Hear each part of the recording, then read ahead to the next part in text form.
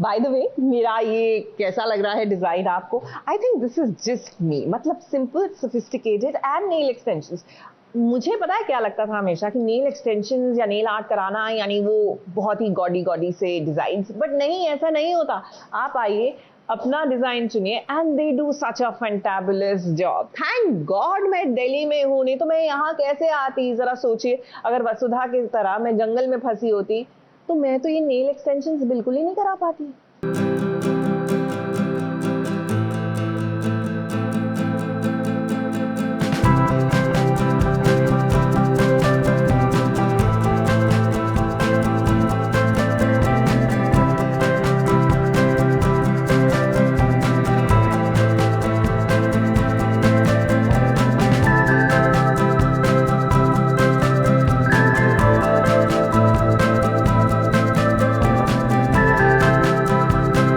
वसुधा और देव जंगल में गुम हो गए हैं। अब हम तो यही चाहते थे कि ये दोनों एक साथ आए, ये दोनों मिलकर रहें। फिर इससे क्या फर्क पड़ता है कि वो कहाँ पर रहें? जंगल तो जंगल, कम से कम ये साथ तो है।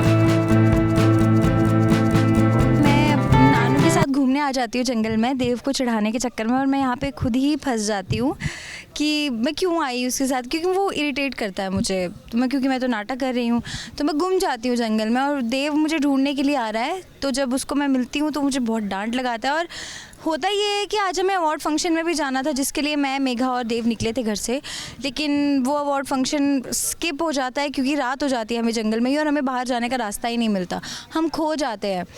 तो इस करके देव एक आइडिया देता है कि हाँ, हम बाहर नहीं जा सकते इतने अंधेरे में, जंगली जानवर हैं, बहुत सारी चीज़ें हैं, तुम यहीं पे ही स्टे करते हैं और अच्छे से कामली यहाँ पे रहते हैं। अब देखिए, इस जंगल में ऐसे ही तो नहीं आ गई वसुधा। दरअसल वसुधा को एक फूल की तलाश थी, उसी की तलाश में वो इतनी दूर निकल आई, जंगल में पहुंच गई। देव भी पीछे पीछे आया। अब दोनों ने जब एक दूसरे को देखा तब कहीं जाकर राहत की सांस ली। और देव को देखिए ना, ये कैसे वसुधा पर अपना हक जता रहा है। वसु जंगल में कोई फूल लेने निकली थी। नानू हमारे एक केयर टेकर हैं, उनके साथ।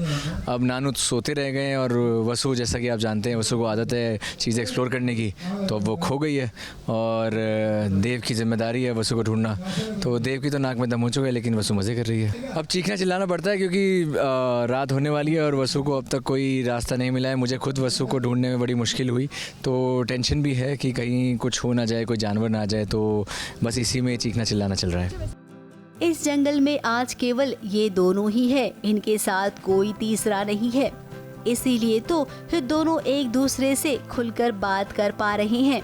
अब रात भी हो चुकी है, घने जंगल में यहाँ वहाँ जाना मतलब मुसीबत को बुलाना। इसीलिए ये दोनों ने बॉनफायर के बीच रात गुजारी, और जब सवेरा हुआ तब देखिए मेघा पहुँच गई कबाब में हड्डी बनने के लिए।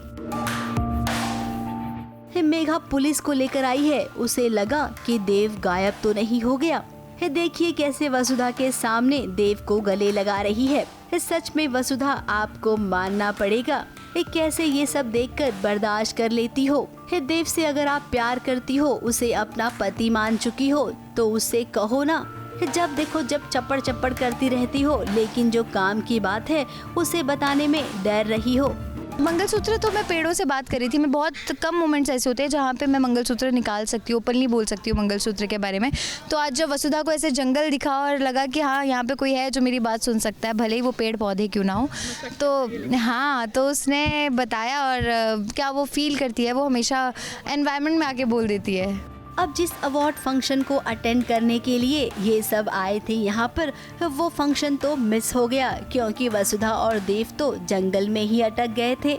अब जब यहाँ से अपने घर जाएंगे और ये बात ना चंद्रिका देवी को पता चलेगी कि जंगल में रात गुजारी है वसुधा और देव ने, तब क्या होगा? हे भगवान, वसुधा की तो शामत ही आ जाएगी। तो वसुधा, अब जरा संभल कर घर जाना। सारिका चाची से तो आप बच जाओगी, लेकिन चंद्रिका देवी, उनसे कैसे बचोगी? ABP news report.